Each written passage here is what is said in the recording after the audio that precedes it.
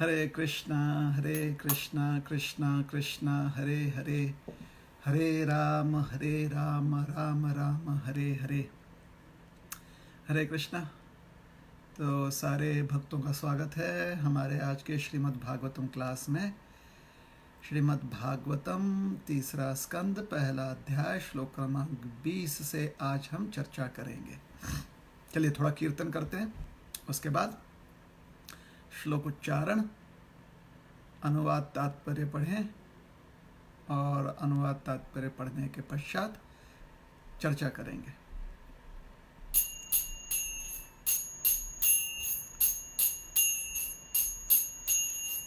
जय राधा माधव कुंज बिहारी,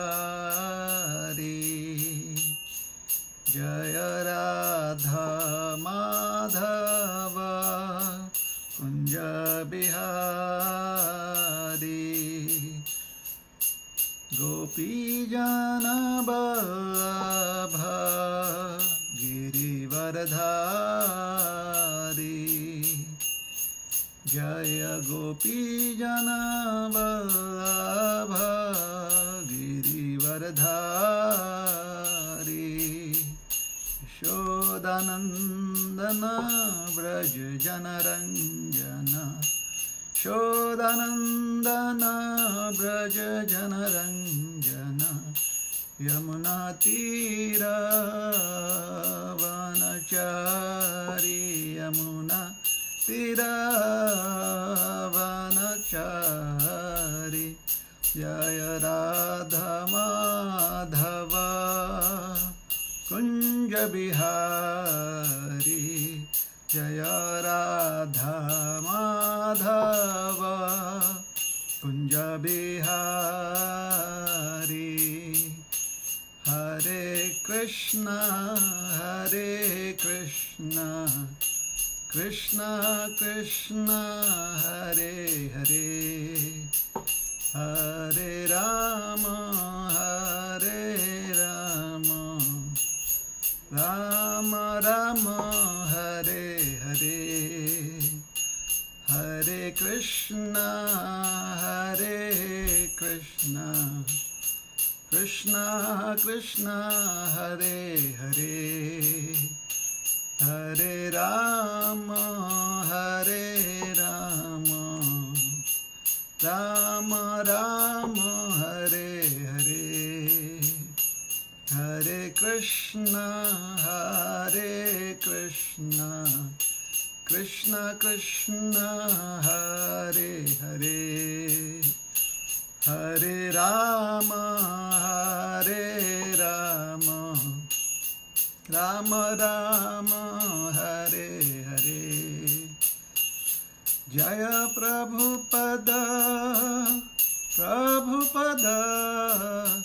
प्रभुपद श्रील प्रभुपद प्रभुपद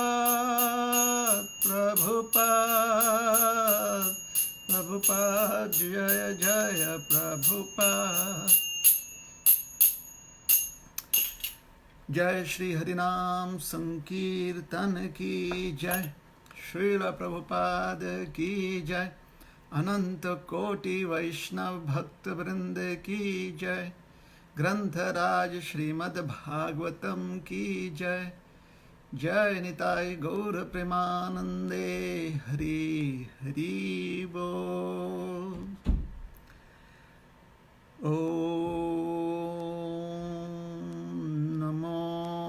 भगवते वासुदेवाय, ओम नमो भगवते वासुदेवाय,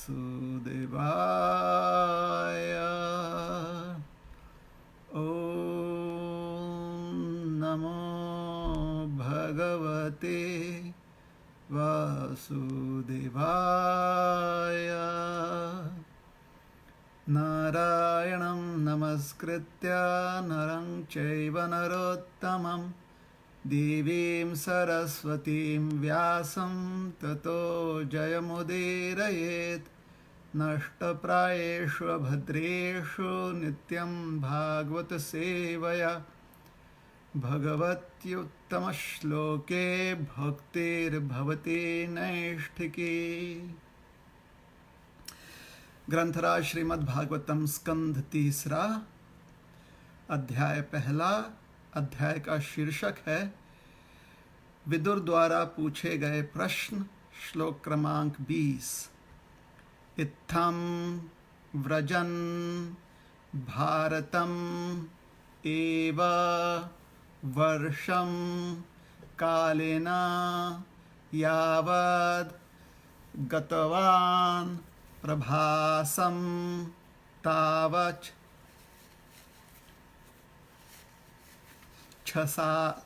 छशास क्षितिम् एकचक्राम् एकातपत्राम् अजितेन पार्थः।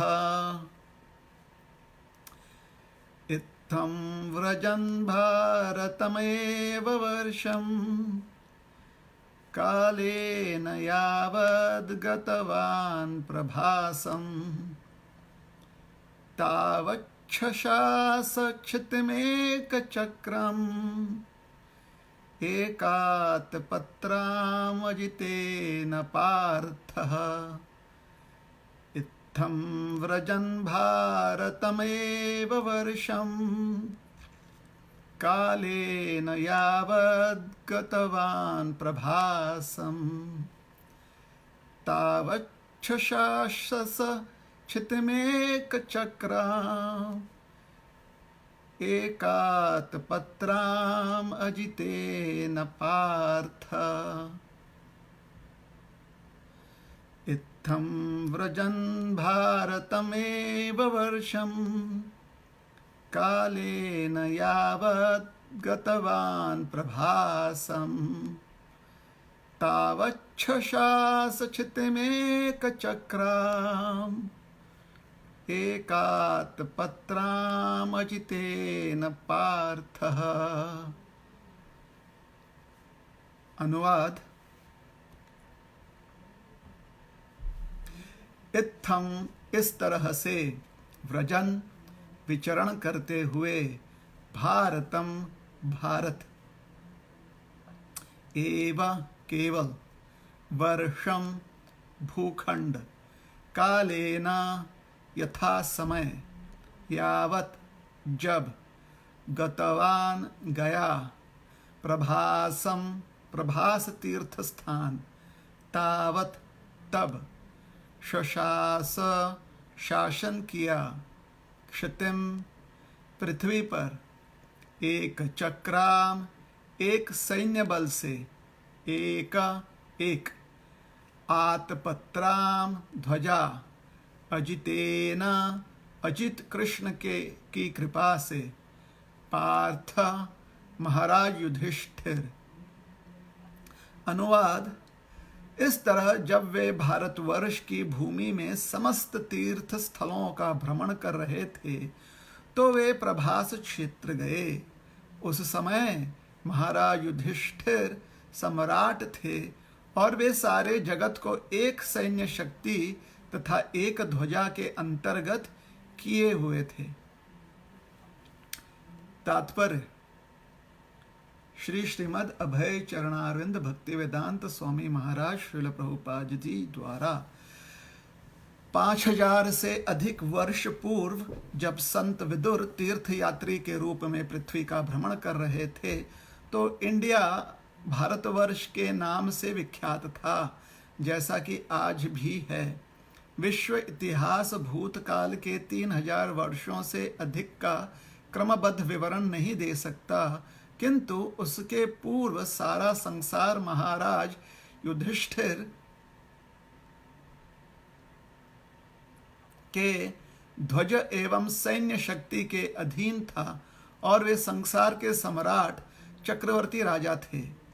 आज के समय में संयुक्त राष्ट्र में सैकड़ों हजारों ध्वज फहराते हैं, किंतु विदुर के समय में भगवान कृष्ण अर्थात अजीत की कृपा से केवल एक ध्वज था। संसार के सारे राष्ट्र पुनः एक ध्वज के नीचे एक सत्ता के लिए अत्यंत उत्सुक हैं, किंतु इसके लिए उन्हें भगवान कृष्ण की कृपा प्राप्त करनी होगी, क्योंकि केवल वे ही एक विश्वव्यापी राष्ट्र बनाने में सहायक बन सकते हैं। ओम अज्ञानतिमिरान्धस्य ज्ञानाञ्जनशलाकया चक्षुरुन्मिलितं येन तस्मै श्रीगुरवे नमः।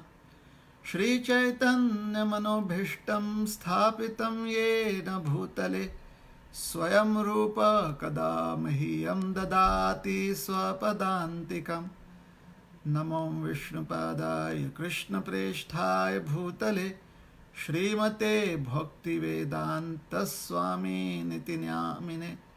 नमस्ते सारस्वती देवे गौरवाणी प्रचारिणे निर्विशेष शून्यवादी पाश्चात्य देशतारिणे। वंशकल्पतरुभ्यश्च कृपा सिन्धुभ्य एव च पतितानां पावनेभ्यो वैष्णवेभ्यो नमो नमः। जय श्री कृष्ण चैतन्य प्रभु नित्यानंद श्री अद्वैत गदाधर श्रीवासादि गौर भक्त वृंद। हरे कृष्ण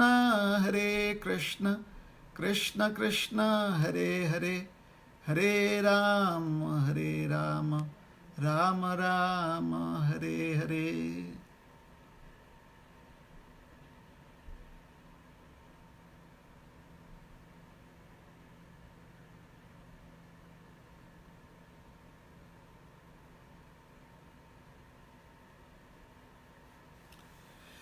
हरे कृष्णा।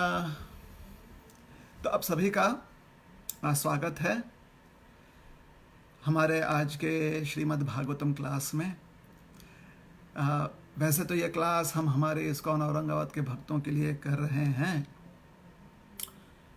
और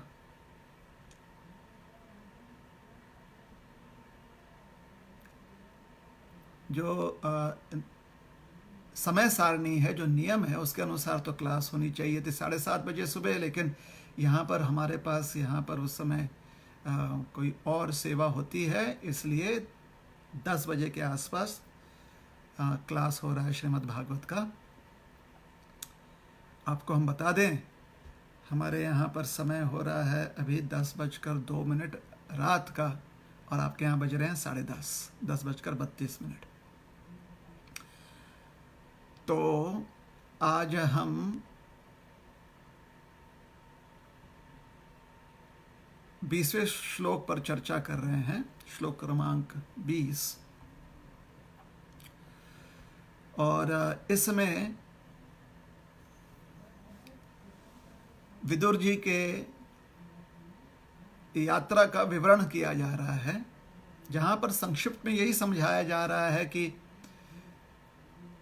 विदुर जी भ्रमण करते हुए, अनेक तीर्थ स्थानों का दर्शन करते हुए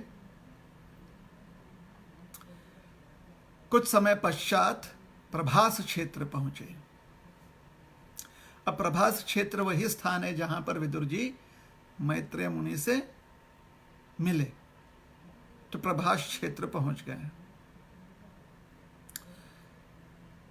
उस समय युधिष्ठिर महाराज हस्तिनापुर के राज सिंहासन पर विराजमान थे, और युधिष्ठिर महाराज के शासन में अन्य जितने भी और राज्य थे, वह सब मिलजुल कर उनके अधीन सेवा कर रहे थे। यह कैसे संभव हुआ? तो ऐतिहासिक जो प्रमाण है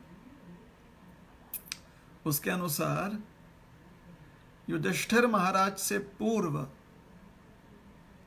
जब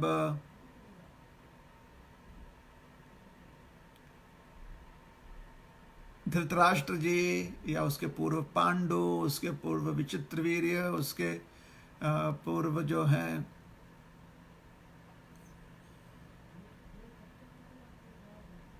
अन्य जो कुरु राजा थे, तो कुछ समय के लिए ऐसा प्रतीत हो रहा था कि अलग अलग पक्षों में अलग अलग राज्य जो हैं विभाजित हो चुके थे। हालांकि हस्तिनापुर का फिर भी वर्चस्व था पूरे विश्व में, लेकिन बाकी जितने भी अन्य राज्य में राजा थे वो थोड़े बिखर गए थे, जिनमें से शिशुपाल जी थोड़े से शक्तिशाली हो चुके थे, मगध में जरासंध जी शक्तिशाली हो चुके थे, मथुरा में कंस शक्तिशाली हो चुके थे।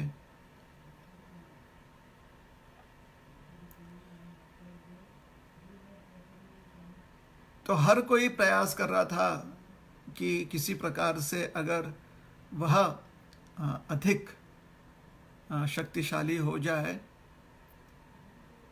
तो सारे अन्य जितने भी राजा महाराजा हैं उसके अधीन हो जाए। तो कंस ने खूब प्रयास किया, किंतु कंस का प्रयास तब विफल हो गया जब भगवान कृष्ण ने जो रंगशाला थी वहाँ पर मल्लाओं को परास्त कर दिया और कंस को भी परास्त करके कंस को मृत्यु दंड दे दिया। उसके बाद महाराज उग्रसेन को पुनः स्थापित किया मथुरा के सिंहासन पर, और महाराज उग्रसेन ने हस्तिनापुर के साथ मित्रता कर ली और हस्तिनापुर के अधीन हो गए। जरासंध जो हैं वो भी बहुत प्रयास किए। उन्हें लगा कि उग्रसेन जो हैं वो कमज़ोर हैं, इसलिए, और विशेष करके कृष्ण के प्रति बहुत क्रोध था उनका, तो 17 बार जरासंध जी ने मथुरा पर आक्रमण किया। और फिर भगवान कृष्ण जो है अधिकतर यदुवंशियों के साथ द्वारका स्थानांतरित हो गए, और द्वारका में कभी किसी प्रकार की उन्हें तकलीफ नहीं हुई, जितने भी यदुकुल के सदस्य थे, और जो भी द्वारका के निवासी थे उन्हें कोई विशेष तकलीफ नहीं हुई। फिर कुछ वर्षों बाद भीमसेन और अर्जुन के साथ भगवान कृष्ण जरासंध की नगरी गए, क्योंकि जरासंध जी ने हजारों राजाओं को बंदी बनाकर अपने कटघरे में रखा हुआ था, और वो चाहता था कि उनकी बलि वो चढ़ाए।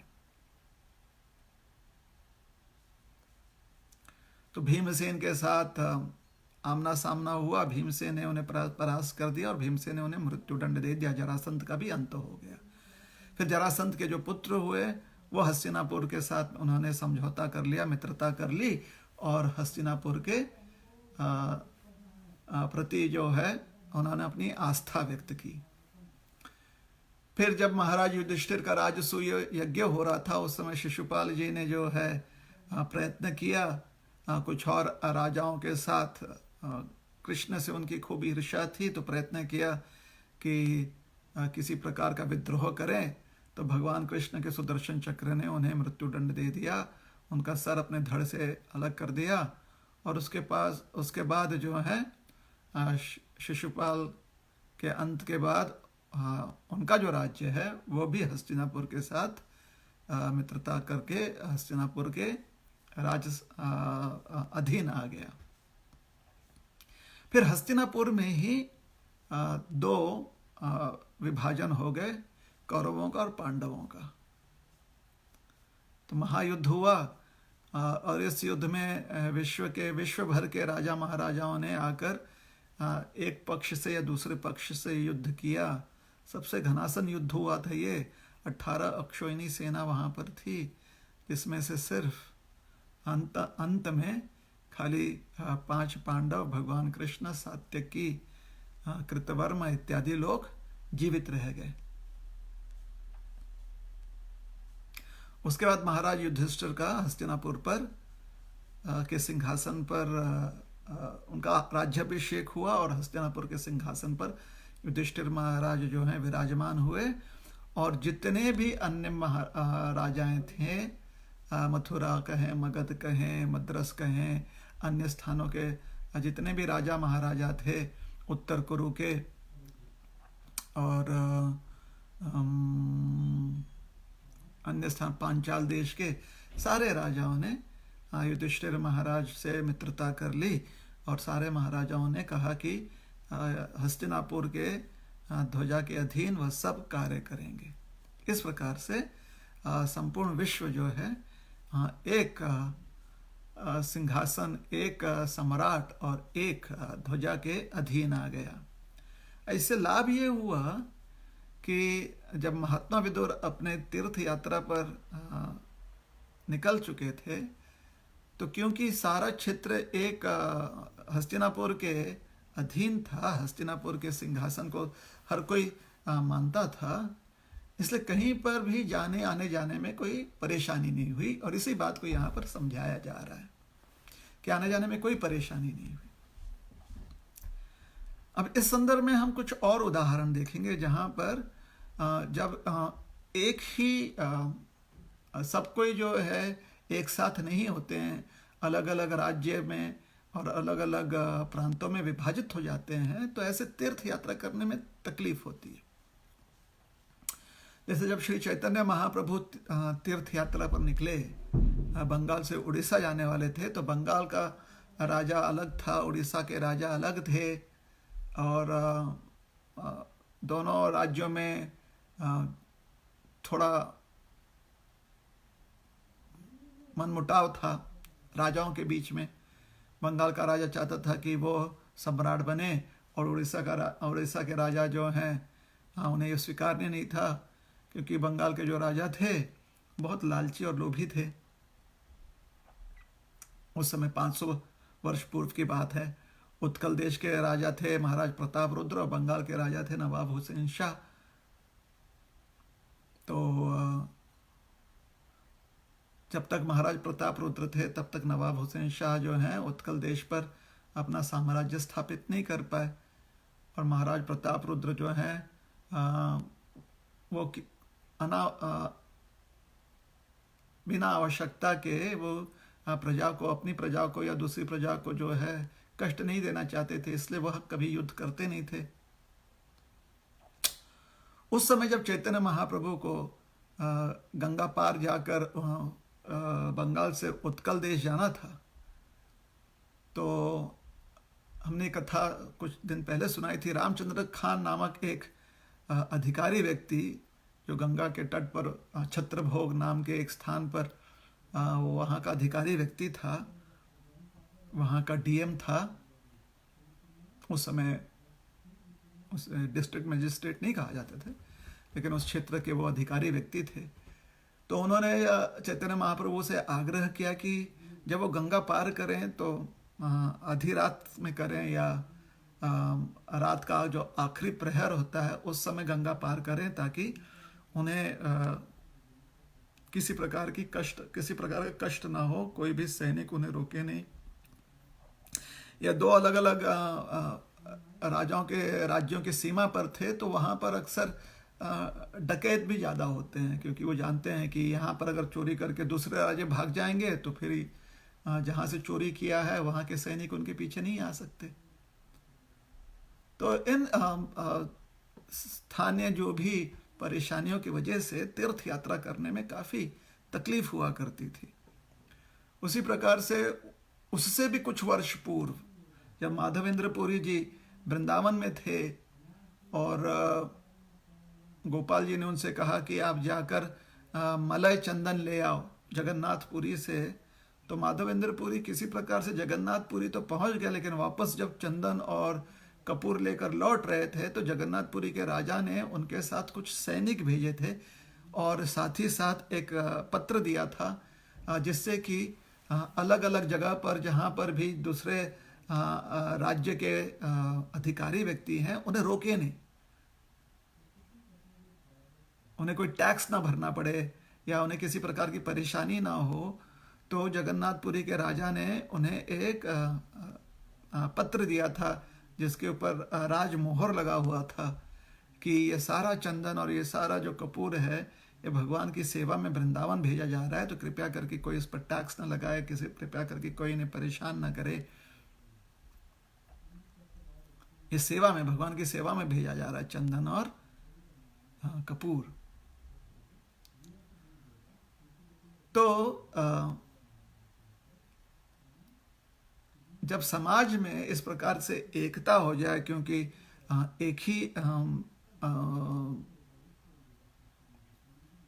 शासक है या शासन एक ही है, तो आसानी हो जाता है उस समय एक स्थान से दूसरे स्थान भ्रमण करना। और यही आसानी थी कि हस्तिनापुर से निकलकर विदुर जी जो हैं भारत के मध्य भाग से होते हुए बिल्कुल पश्चिमी तट तक पहुंच गए, जहां पर गोमती नदी जो है वह समुद्र से मिलती है। ये बहुत प्राचीन स्थान है, बहुत कल्पों से यह स्थान बहुत पवित्र माना गया है, अनेकों कारणों से। एक कारण ये भी है, उसको प्रभास, पहले प्रभास क्षेत्र का नाम प्रभास इसलिए पड़ा क्योंकि वहां पर चंद्रमा जी ने आकर तपस्या की थी। उसके बाद आज प्रभास क्षेत्र इसलिए बहुत महत्वपूर्ण है क्योंकि वहां पर जाकर लोग जो है भगवान कृष्ण जहां उद्धव जी को उपदेश किए थे, वो जो वृक्ष है जहां से भगवान अप्रकट हुए थे, वो वृक्ष वहीं पर है, प्रभास क्षेत्र के पास। प्रभास क्षेत्र में समुद्र के तट पर सारा यदुकुल जो है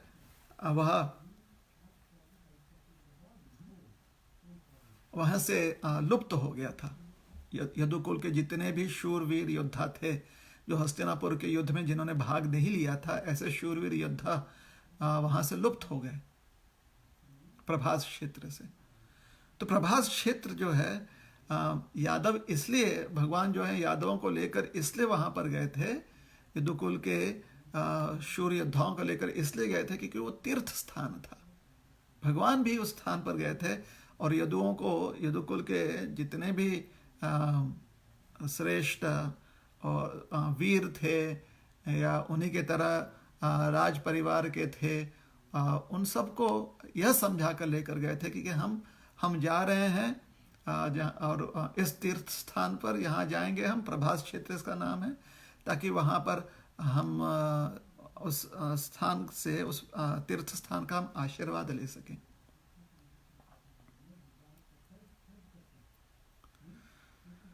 तो बहुत सारे तीर्थ स्थान हैं इस धरती पर, भूमि पर, जहाँ पर कहीं पर तपस्या की गई है, कहीं पर वरदान मिला हुआ है, कहीं पर नदियाँ जो हैं पावन नदियाँ बहती हैं, इत्यादि इत्यादि इत्यादि। कहीं पर भगवान की लीला हुई है। अगर इन सब स्थानों का दर्शन करना है, और दर्शन करने का कारण होता है कि हम अपने मानव जीवन को पवित्र कर लें, तो फिर तब आसानी हो जाती है जब वो सब एक ही शासन के अधीन हो।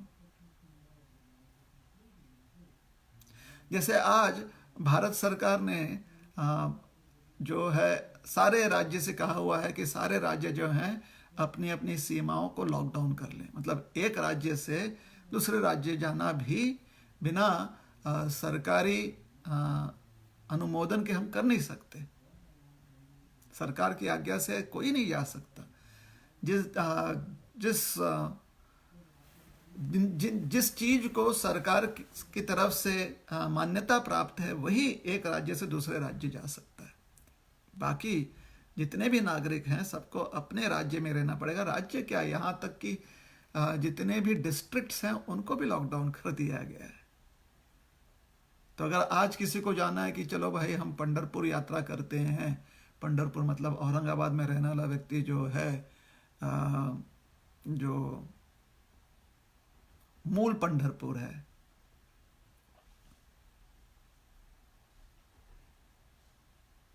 चंद्रभागा के तट पर, भीमा नदी के तट पर जो मूल पंढरपुर है, वहां पर जाना चाहते हैं तो आज ये यात्रा करना कठिन होगा, क्योंकि लॉकडाउन कर दिया गया सब कुछ।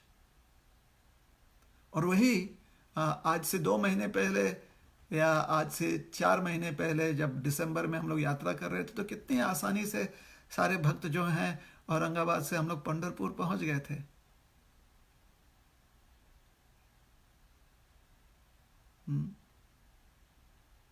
आज कठिन है, क्योंकि आज भारत सरकार के अधीन ही सारे राज्यों को निर्देशन दिया गया है कि आप अपने अपने सीमाओं को बंद कर दें। एक राज्य का नागरिक दूसरे राज्य में नहीं जाना चाहिए, जिससे कि सारे नागरिक सुरक्षित रहें और स्वस्थ रहें।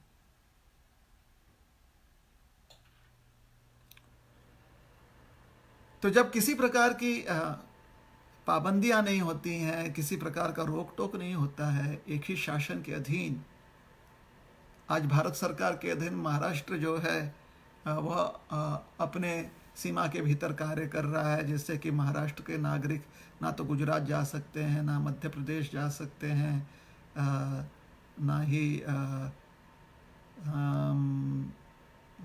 तेलंगाना जा सकते हैं, कर्नाटक जा सकते हैं। सरकार से अगर पत्र मिलेगा तभी जा सकते हैं। यहाँ तक कि औरंगाबाद से व्यक्ति जो है पूना इतने आसानी से जा नहीं सकता, जालना नहीं जा सकता है, क्योंकि डिस्ट्रिक्ट भी सब लॉकडाउन में है। तो हर डिस्ट्रिक्ट का जो अधिकारी व्यक्ति है उसने नागरिकों के यातायात पर आने जाने पर पाबंदी लगाई हुई है। हमारे भारतीय सरकार ने जो निर्देशन दिया है उसके अधीन। और पहले हर डिस्ट्रिक्ट अधिकारी जो है उसने छूट दी हुई थी कि आप लोग यातायात कर सकते हैं, और वह भी छूट जो है भारतीय सरकार के नियमों के अधीन हमें प्राप्त था।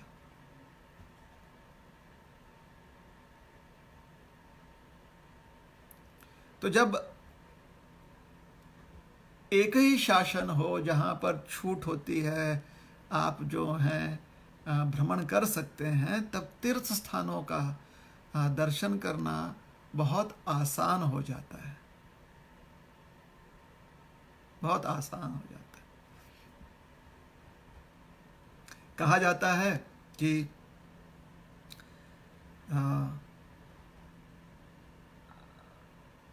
उत्कल के एक राजा हुए जिनका नाम था नरसिंहराज। नरसिंहराज थे। उनकी माँ की बहुत इच्छा थी, माता की बहुत इच्छा थी कि गंगा जी का दर्शन करें। उत्कल देश में, उड़ीसा में गंगा जी का प्रवाह नहीं है, लेकिन उस समय उत्कल के जो राजा थे उनकी सीमा गंगा तट तक नहीं थी। तो नरसिंहराज ने अपनी सीमा वहां तक बढ़ाई ताकि उनकी माता जो है गंगा का दर्शन कर सके और गंगा स्नान कर सके। तत्पश्चात उनकी माता के लिए आसानी हो गया कि गंगा स्नान कर सके, वहां पर जाके गंगा जाकर गंगा जी का दर्शन करें, साक्षात दर्शन करें। तो ये ऐसे ही उदाहरण दे रहे हैं इतिहास में से समझाने के लिए कि जब महाराज युधिष्ठिर के अधीन सारे जितने भी विश्व के राजा थे वो सब प्रसन्न चित्त होते हुए उनका साथ दे रहे थे, उनके अधीन रहने के लिए रहकर भी वो संतुष्ट थे। तो उस समय विदुर जी को हस्तिनापुर से निकलकर प्रभास क्षेत्र पहुंचने में बहुत आसानी हो गई थी, तकलीफ नहीं थी। तो श्री प्रभुपाद जी समझाते हैं कि इस प्रकार से अगर सारा विश्व एक हो जाए तो किसी को भी अपने आध्यात्मिक प्रकृति, क्षमा कीजिएगा, आध्यात्मिक प्रगति के लिए अगर तीर्थ स्थानों का जाकर दर्शन करना है तो बड़े आसानी से जाकर दर्शन कर सकते हैं। तो ऐसा एक शासन अगर स्थापित करना है तो वह तभी सभी के लिए माननीय होगा अगर सब कोई एक ही वस्तु को जो सभी का केंद्र बिंदु हो सकता है उसे माने। अगर एक ही केंद्र बिंदु सबका लक्ष्य है, हालांकि सब में विविधता है, लेकिन केंद्र बिंदु अगर एक ही होगा तो सब कोई एकजुट होकर रह सकते हैं। जैसे अक्सर भारतीय संस्कृति के बारे में कहा जाता है ना कि जो भारतीय संस्कृति है उसमें हमें संस्कार दिए जाते हैं, वसुधैव कुटुंबकम। सारी पृथ्वी जो है एक परिवार है। यहाँ पर जितने भी निवासी हैं, जितने भी अलग अलग जाति प्रांत के लोग हैं, अलग अलग योनियां हैं, पशु पक्षी प्राणी मानव,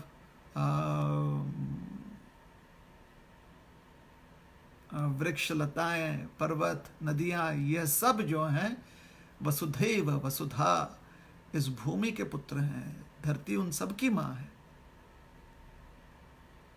और सब कोई उन्हीं के संतान है। इसलिए सब में आत्मीयता रहनी चाहिए। तो जब एक केंद्र बिंदु हो, जिस प्रकार से यह जो धारणा है वसुधैव कुटुंबकम, ये जो धारणा है कि धरती हम सब की माता है, हम सब धरती के संतान हैं, और ये कोई किसी की कल्पना नहीं है, ये सिर्फ एक भावुकता नहीं है, किसी का सेंटिमेंट नहीं है, ये तो वास्तविकता है ना।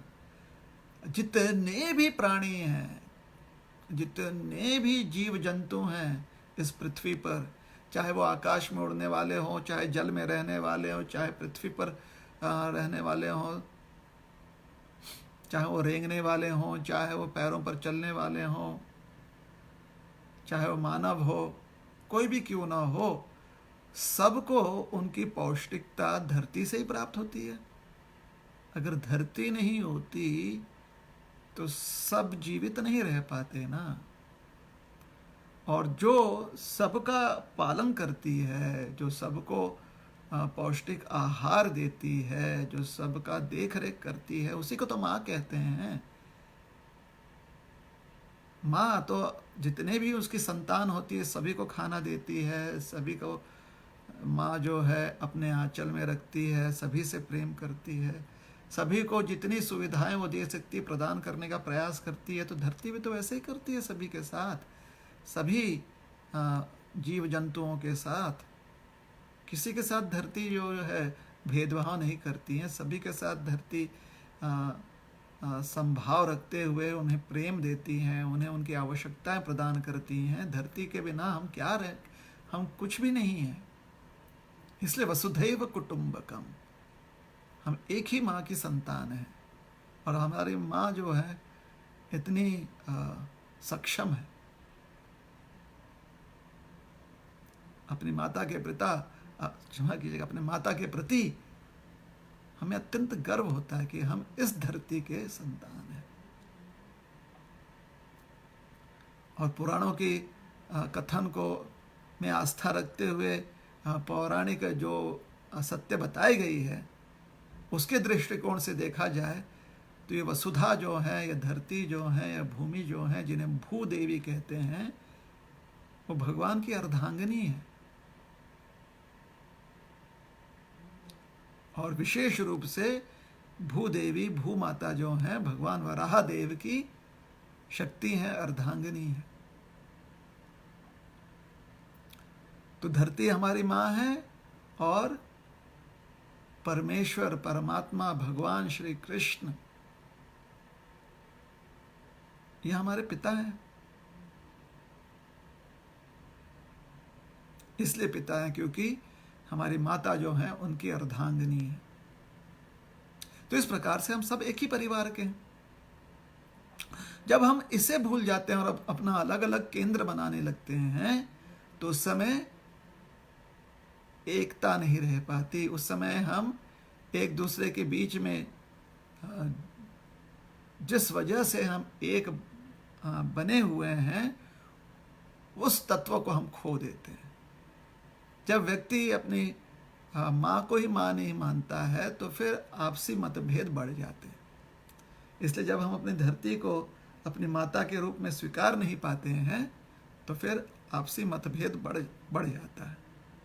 तो उस समय सारे जितने भी जीव जंतु प्राणी प्रजातियां और योनियां हैं, जितने भी स्पीशीज हैं इस संसार में, उनमें सर्वश्रेष्ठ मानव, और मानव समाज में अगर कोई ऐसा प्रशासक हो जिसके प्रति सारा मानव समाज उसके प्रति श्रद्धा रखता हो, उसे आदर देता हो, अपने स्वेच्छा से उसे अपना राजा समझता हो, तो फिर हर प्रांत का व्यक्ति जो है एक दूसरे के साथ मिलजुल कर रह सकता है। और ऐसे ही प्रशासक को नरदेव कहा जाता है। नरदेव अर्थात मनुष्य के बीच में भगवान का प्रतिनिधि है वो। ऐसे नरदेव के गुण जो हैं वो दैवी गुण से संपन्न होता है नरदेव। उसमें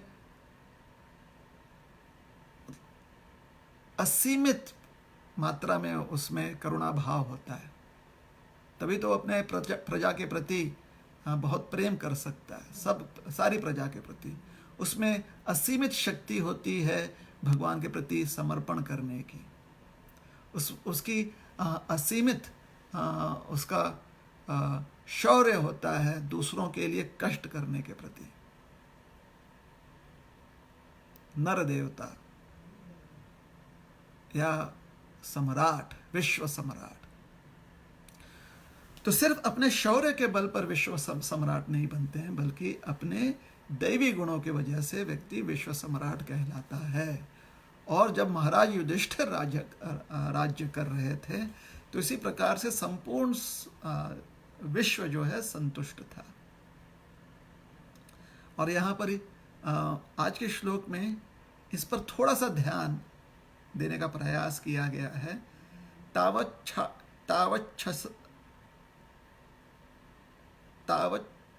तावच्छ शासक क्षितिम एक चक्रम। तावत शशास, तावच्छ शास, तावत शशास। शशास का अर्थ होता है शासन। तावत मतलब उनके युधिष्ठिर महाराज के शासन में सब कोई खुशी खुशी एक चक्रम, एक जुट होकर एक ही सेना द्वारा या एक ही शासक के नियमों के अधीन हर कोई सुरक्षित था।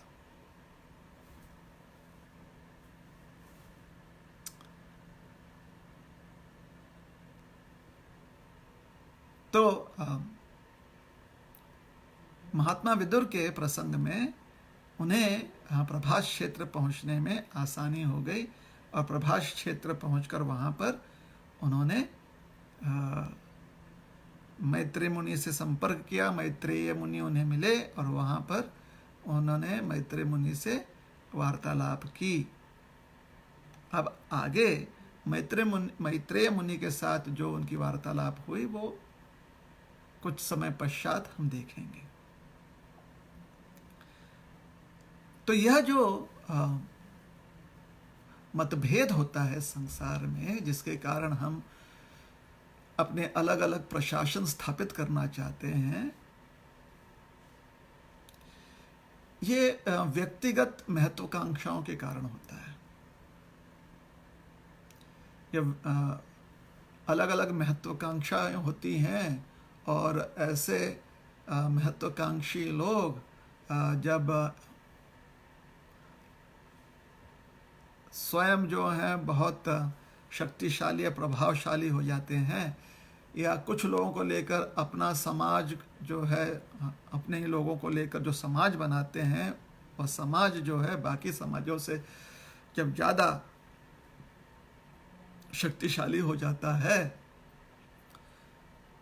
तो फिर दूसरों को जोर जबरदस्ती करके अपने अधीन करने के प्रयास में वो मतभेद उत्पन्न करवा देते हैं, झगड़ा होने लगता है, समस्या उठती है। और फिर जब कोई और उस समय बहुत ही ज़्यादा सबसे अधिक और सबसे सक्षम एक अन्य व्यक्ति वहाँ पर आ जाता है, जिसके शक्ति प्रदर्शन के सामने हर कोई नतमस्तक हो जाता है, तो फिर पुनः एक शासन स्थापित हो जाता है। और अगर ऐसा व्यक्ति जिसके अधीन एक शासन स्थापित हो जाए और प्रसन्नतापूर्वक हर कोई जो है वह व्यक्ति का शासन स्वीकार लें, तो फिर मतभेद उठता ही नहीं है। प्रशासक और प्रजा दोनों ही आनंद में रहते हैं। तो ऐसा जो प्रशासक होता है वो तभी अपनी प्रजा के साथ और अन्य जितने भी महत्वाकांक्षी लोग हैं उनको साथ लेकर चल सकता है, अगर हर कोई भगवान को केंद्र में रखे। तब बिना भगवान को केंद्र में रखे ये बहुत कठिन हो जाता है, या कहिए असंभव हो जाता है। युधिष्ठिर महाराज क्योंकि भगवान कृष्ण के आदेशानुसार कार्य कर रहे थे, तो कठिन से कठिन परिस्थिति का सामना करते हुए भी अंततो गत्वा, अंत में उन्होंने एक ऐसा शासन पूरे विश्व में स्थापित कर दिया जहां पर हर कोई प्रसन्न रहकर एकजुट है, प्रसन्न रहते हुए एकजुट है। कुछ समय तक ऐसे कई वर्षों तक ऐसा एक समय काल आया जहां पर कोई भी अपनी महत्वाकांक्षा प्रदर्शित करने के लिए उपद्रव नहीं करता था या दूसरों के साथ मतभेद नहीं करता था, क्योंकि सब कोई संतुष्ट थे। इतना सुंदर प्रशासन था। तो जब तक युधिष्ठिर महाराज ने प्रशासन किया, तब तक हर व्यक्ति प्रसन्न रहते हुए अपना जीवन यापन करता, अपना जीवन जग रहा था। स्वयं महाराज युधिष्ठिर के जीवनी से उन्हें प्रेरणा मिलती थी, क्योंकि महाराज युधिष्ठिर पूरी तरह से कृष्ण भक्ति में लीन थे, कृष्ण में पूरी तरह से अपना मन लगा चुके थे और साथ ही साथ पूरे विश्व पर प्रशासन भी कर रहे थे। यह युधिष्ठिर महाराज की क्षमता है। एक राजर्षि हैं।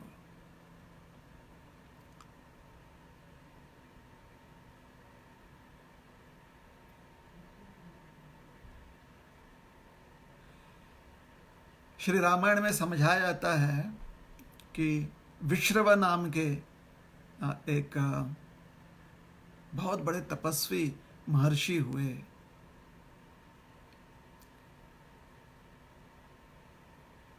देव योनि के एक कन्या से उनका विवाह हुआ था, उनसे एक पुत्र प्राप्त था जो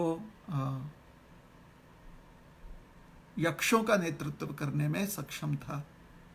साथ ही साथ देवताओं का विशेष वो विश्वासु व्यक्ति होने के कारण वो देवताओं का खजांची भी था। उनका नाम था कुबेर। वही विश्रव महर्षि का एक दैत्य कन्या से विवाह हुआ था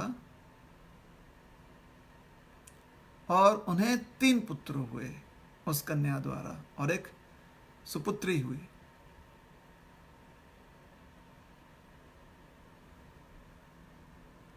तीन पुत्र के नाम हुए वैश्रावण, कुंभकर्ण और विभीषण। और जो कन्या हुई उनको उसका नाम था सुपर्णखा।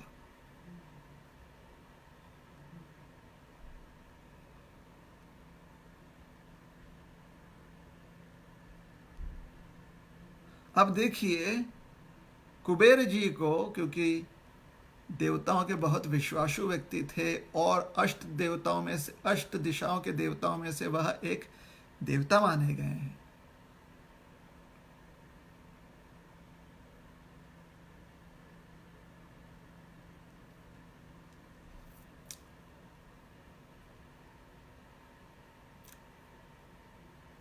उनको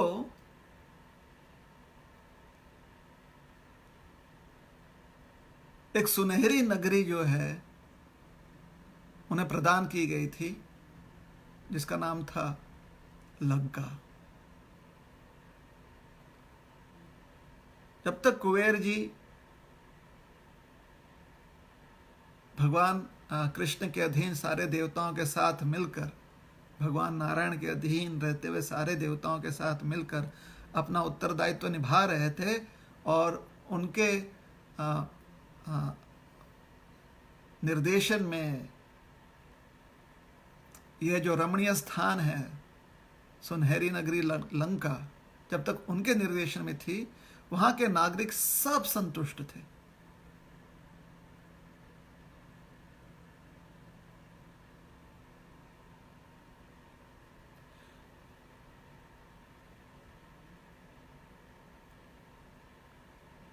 तभी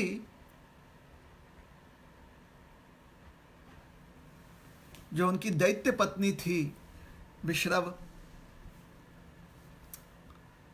मुनि की, उनका पुत्र वैश्रावण, जिसे रावण भी कहा जाता है, जब उसकी महत्वाकांक्षा बढ़ गई कि कुबेर की ये जो नगरी है सुनहरी लंका,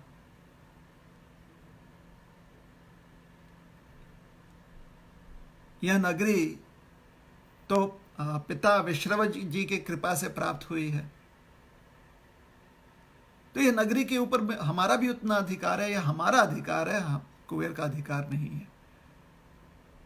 तो उन्होंने लंका को कुबेर से छीन लिया, और जब कुबेर जी ने आपत्ति व्यक्त की तो रावण ने उन्हें युद्ध के लिए ललकारा, और युद्ध में ज़्यादा मान हानि ना हो इसलिए कुबेर जी ने कहा कि ठीक है, ये लंका तुम ही ले लो। और जब से रावण के अधीन वह लंका नगरी आई, कुछ ही समय के बाद वहां के नागरिकों को अत्यंत कष्ट हुआ, क्योंकि रावण सीता महारानी को हर ले आया, और उसके बाद भीषण युद्ध हुई लंका में, और बहुत सारे लंका के शूर योद्धा उसमें मारे गए। बहुत सारे स्त्रियां जो हैं विधवा हो गईं, बहुत सारे बालक जो हैं उनके सर पे से पिता की छाया, छत्र छाया जो है हट गई। तत्पश्चात विभीषण को भगवान राम ने लंका का नरेश, लंकेश बनाया, स्थापित किया। और क्योंकि विभीषण प्रभु रामचंद्र जी के अधीन थे, तो लंका के निवासी पुनः उसके बाद लंका के निवासी को कभी तकलीफ नहीं हुई। और इतना ही नहीं, जब चाहे तब लंका के निवासी समुद्र पार करके, द्वीप से समुद्र पार करके भारतवर्ष आ सकते थे प्रभु रामचंद्र जी का दर्शन करने या अन्य तीर्थ स्थानों का दर्शन करने। क्योंकि अयोध्या नगरी के अधीन, ये त्रेता युग की बात है, उस समय अयोध्या नगरी जो है वो संपूर्ण विश्व की राजधानी मानी गई है। तो अयोध्या नगरी के अधीन रहते हुए विभीषण जी ने अपना प्रशासन किया। तो जब भी चाहे विभीषण जी अयोध्या आ सकते थे, जब भी चाहे विभीषण जी जगन्नाथपुरी आ सकते हैं, जब भी चाहे विभीषण जी श्रीरंगम आ सकते हैं। उनका स्वागत किया जाता है, कोई पाबंदी नहीं है। लेकिन सीता का अपहरण करने के पश्चात रावण जी का कहीं पर स्वागत नहीं था, उल्टा युद्ध हुआ, और वो युद्ध जो है लंका में ही हो गया। तो अपने महत्वाकांक्षा की वजह से जब व्यक्ति भगवान को अपने जीवन के केंद्र से निकाल देता है, तब कितना भी व्यक्ति लोकप्रियता प्राप्त करने का प्रयास करे, वो संसार में लोकप्रिय हो ही नहीं सकता। हमेशा उसे दो प्रकार के लोग मिलेंगे। एक जो उससे इसलिए मित्रता करेंगे क्योंकि उसके प्रति भय है या उससे कुछ वह अपना लोभ जो है उसे पूरा कर सकते हैं, उनका लालच जो है वो पूरा हो सकता है, इसलिए उसके साथ होते हैं एक प्रकार के लोग। और दूसरे प्रकार के लोग होते हैं जो उसके साथ नहीं होना चाहते क्योंकि वहां पर भगवान केंद्र में नहीं है। इससे संसार में दो प्रकार के लोग पाए जाते हैं, दैवी असुर। दैवी लोग वो हैं जो भगवान को अपने जीवन के केंद्र में रखते हैं, और असुर वह होता है जो भगवान को अपने जीवन में स्थान नहीं देना चाहता। ये भगवान से अधिक किसी और चीज को अपने जीवन में स्थान देना चाहता है, इसलिए भगवान उसके जीवन के केंद्र में नहीं होते हैं। और जब ऐसी परिस्थिति आ जाती है तब उस समय मतभेद ज्यादा उत्पन्न हो जाते हैं, बहुत ही अधिक उत्पन्न हो जाते हैं मतभेद। आज से 350 वर्ष पूर्व जयपुर में ही, जयपुर नगरी में ऐसा मतभेद उत्पन्न हुआ था। उस मतभेद के कारण लोगों ने कहा था जयपुर में कुछ ऐसे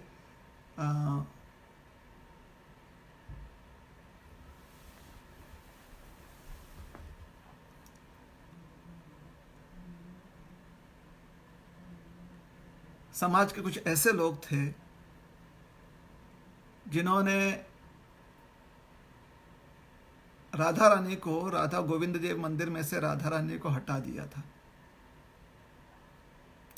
वृंदावन से कुछ साधु जो हैं जयपुर मिलने आए, जयपुर के महाराज से उन्होंने कहा कि ये योग्य नहीं है, राधा कृष्ण की सेवा बहुत वर्षों से चली आ रही है, किस कारण से आपने इस सेवा में अवरोध लाया है, और अब गोविंद जी को अकेले ही सेवा कर रहे हैं आप और राधा रानी की सेवा नहीं कर रहे हैं आप, ऐसा क्यों है? इतिहास है ये। तो महाराज ने कहा कि हाँ, हमारे ही राज दरबार के कुछ पंडित हैं, उन्होंने ही यह विक्षेप किया, उन्होंने यह विक्षेप लगाया है, यह विक्षेप रखा है, किया है विक्षेप की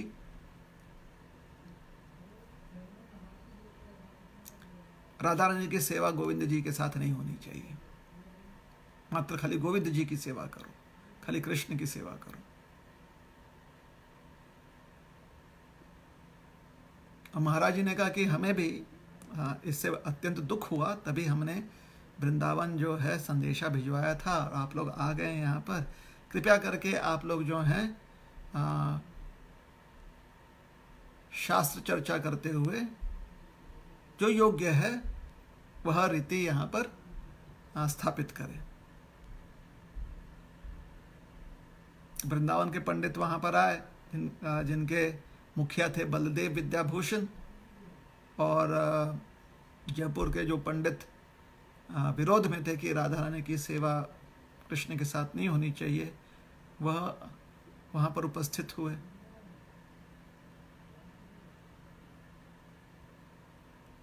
तो राजा ने फिर आकर कहा कि अब जो है यहाँ पर विचार विमर्श शुरू करें आप।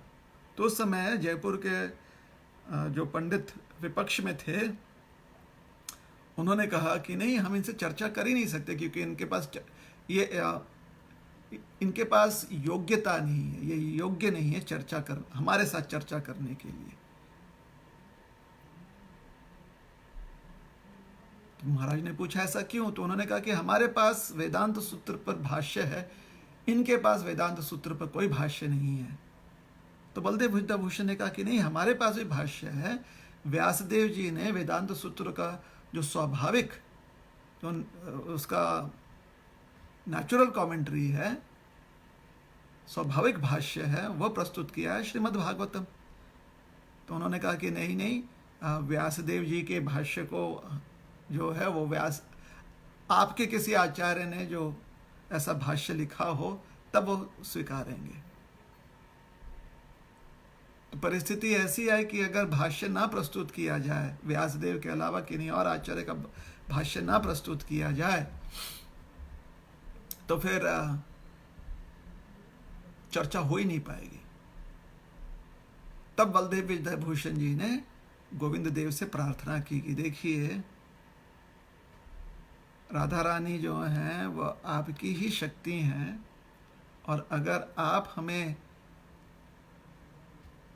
सद्बुद्धि नहीं देंगे या आप हमारी मदद नहीं करेंगे तो फिर हमारे लिए कार्य संभव नहीं है, हम सिद्ध नहीं कर पाएंगे कि हम चर्चा योग्य हैं।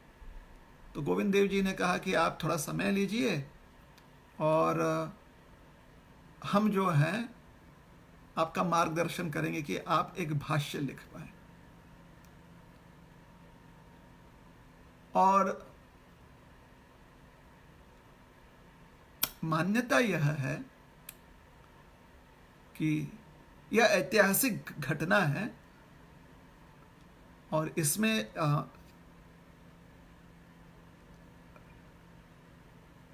कथा के इस स्थान में यह मान्यता है कि साक्षात गोविंद देव जी ने आकर, श्री गालता जी नामक एक तीर्थ स्थान है जहां पर गंगा जी प्रकट है, जयपुर नगरी के बाहर पर्वत श्रृंखला है, वहाँ पर गालता जी नामक एक स्थान है। गाल्व ऋषि ने वहाँ पर तपस्या की थी, इसलिए गालता जी कहते हैं या श्री गालता जी कहते हैं उस तीर्थ स्थान को। वहाँ पर गाल्व मुनि जी ने लोक कल्याण हेतु गंगा जी को प्रकट किया था। गंगा जी की एक धारा वहाँ पर बहती है।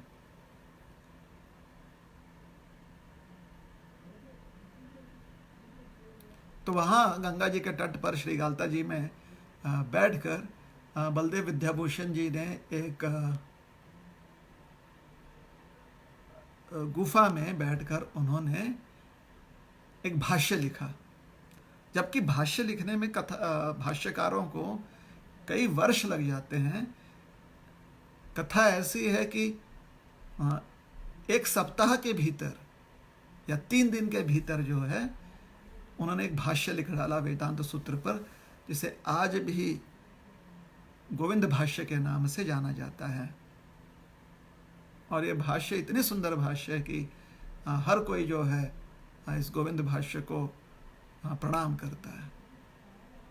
बलदेव विद्याभूषण जी गोविंद भाष्य लेकर आए सभा में, और सभा के जितने भी पंडित थे, जब उन्होंने देखा कि ये भाष्य लेकर आ गए हैं और उस पर थोड़ा सा उन्होंने उसका परीक्षण किया, उसकी जांच कर समझ गए कि असाधारण भाष्य है।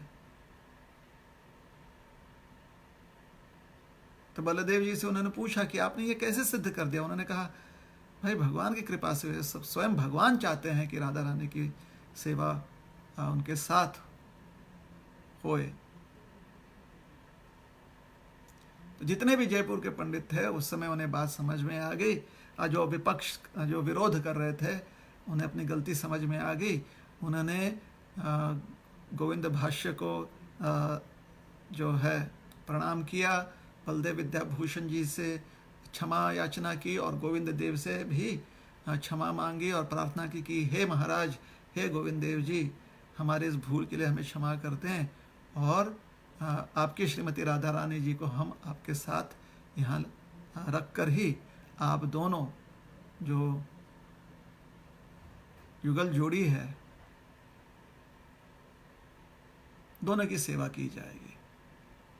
और तत्पश्चात ये एक ही समय था, कुछ दिनों के लिए श्रीमती राधा रानी जो हैं गोविंद देव से अलग हो गई थी। उसके बाद आज तक श्री श्री राधा गोविंद देव जी की सेवा होती है। जयपुर के महाराजा हैं और जयपुर का महाराजा का जो आंगन है वहीं पर उन्होंने गोविंद देव जी का सुंदर मंदिर बनाया हुआ है। तो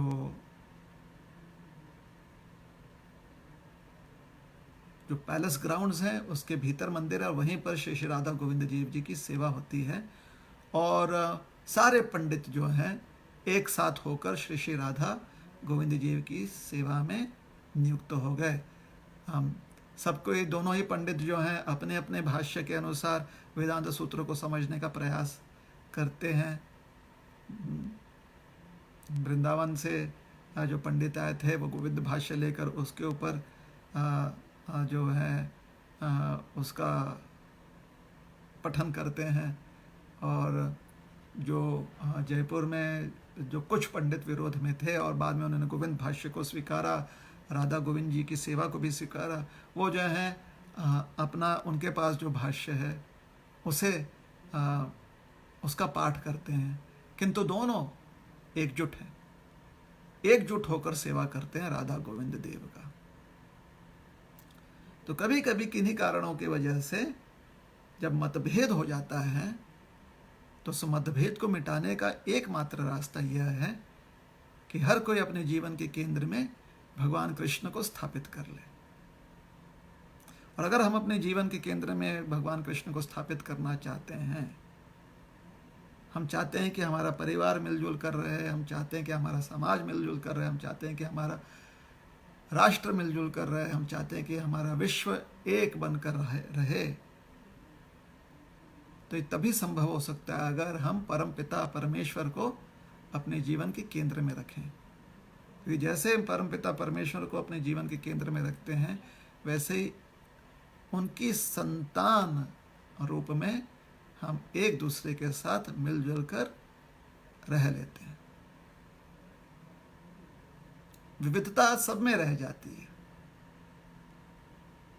लेकिन हमारे मतभेद अलग अलग महत्वाकांक्षाओं के आधार पर एक दूसरे के साथ विवाद में नहीं परिवर्तित होता। हमारी विविधता रह जाती है, जिसकी वजह से संवाद रहता है लोगों के बीच में। संवाद अर्थात चर्चा होती है और हम अपने अपने मत को सामने रखते हैं, दूसरे के मत को समझते हैं, अपना मत दूसरों को समझाते हैं। इस प्रकार से एक दूसरे के साथ समझौता करते हुए या एक दूसरे के मतों को समझते हुए कृष्ण को केंद्र में रखकर यह संभव है। तो इसलिए जहां पर भी भगवान को सब चीज का स्रोत माना जाता है और जो कुछ प्रकट है वो भगवान से ही प्रकट है, ये विश्वास होता है। और जितनी भी उपलब्धियां हैं सबका प्रयोग भगवान के संतुष्टि के लिए करना है, भगवान के आनंद के लिए करना है। ऐसा जब व्यक्ति का व्यवहार होता है तब आपसी आत्मीयता बढ़ती है, और ऐसे आपसी आत्मीयता जहाँ पर होती है वहाँ पर तीर्थ स्थान का दर्शन करना और तीर्थ स्थानों में भगवान का दर्शन करना अत्यंत सुलभ हो जाता है।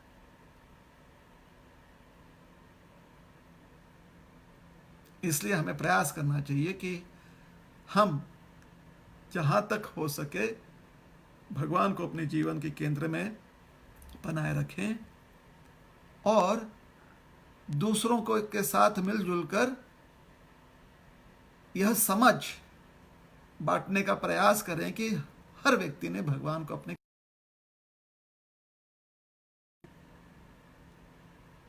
तभी हम सब जो हैं सुखपूर्वक या शांतिपूर्वक अपनी साधना कर पाएंगे और जीवन के लक्ष्य को प्राप्त कर पाएंगे।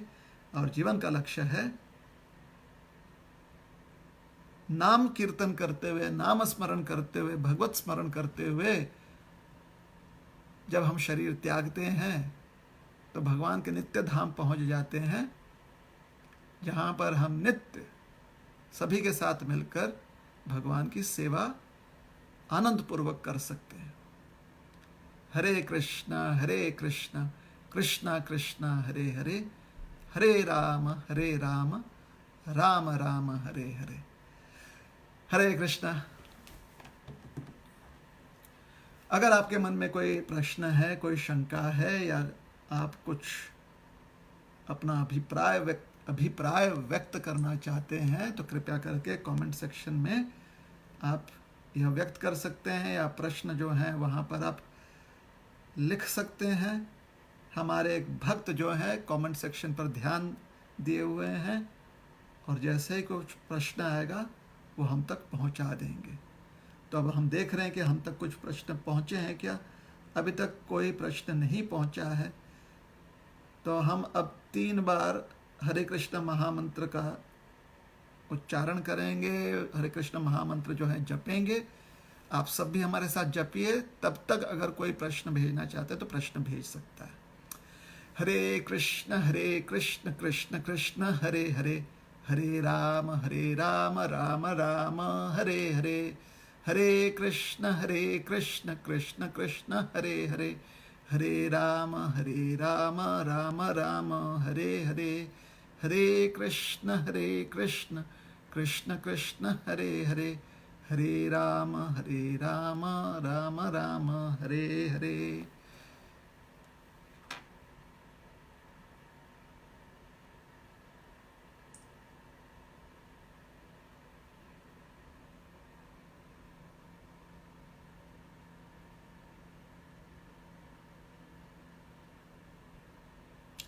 हमारे पास कोई प्रश्न नहीं आया है, तो यहाँ पर हम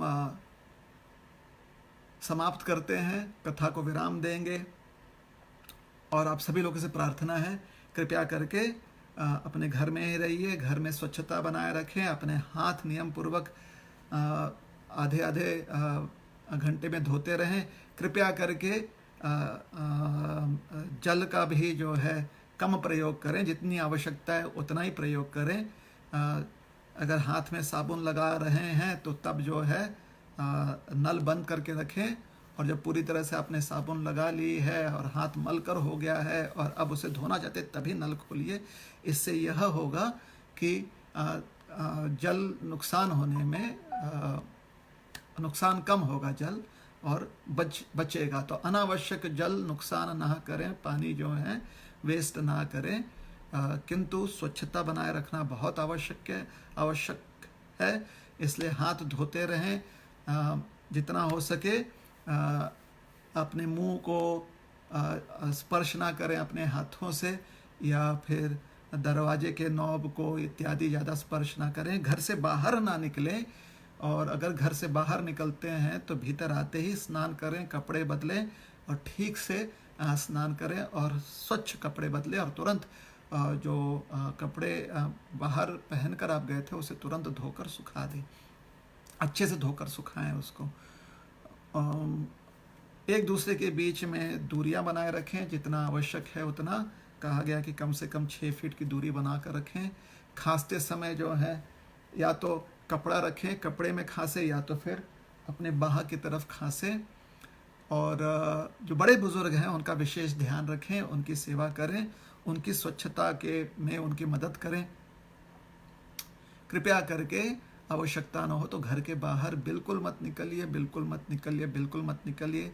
7 दिन हो गए हैं, अब और सिर्फ 14 दिन बाकी हैं, और इससे बहुत लाभ मिलेगा, क्योंकि हम अपने सरकार की मदद कर रहे हैं।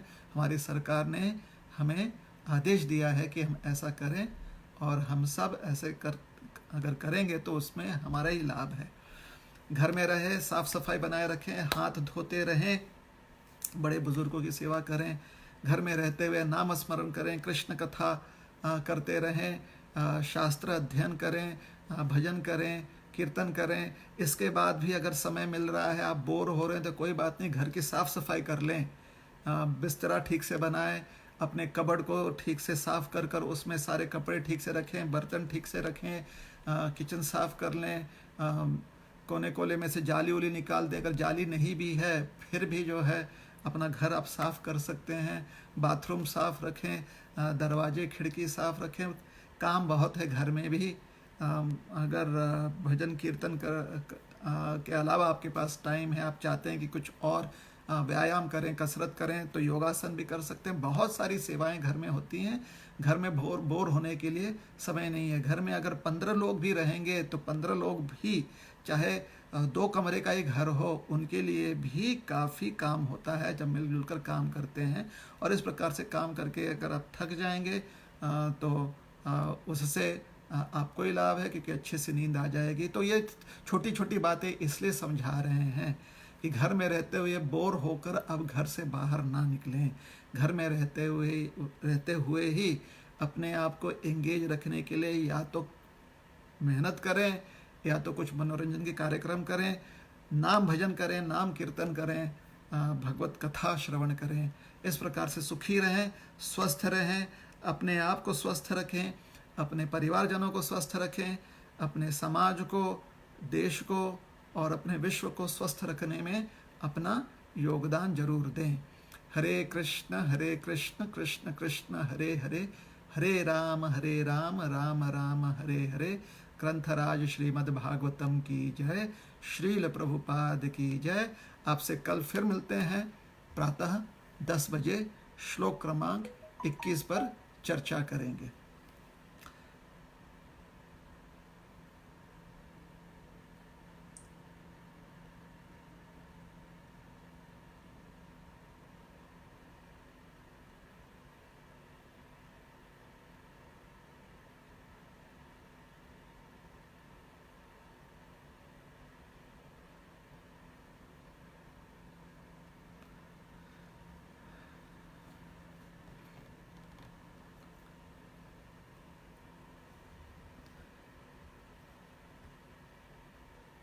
ठीक है,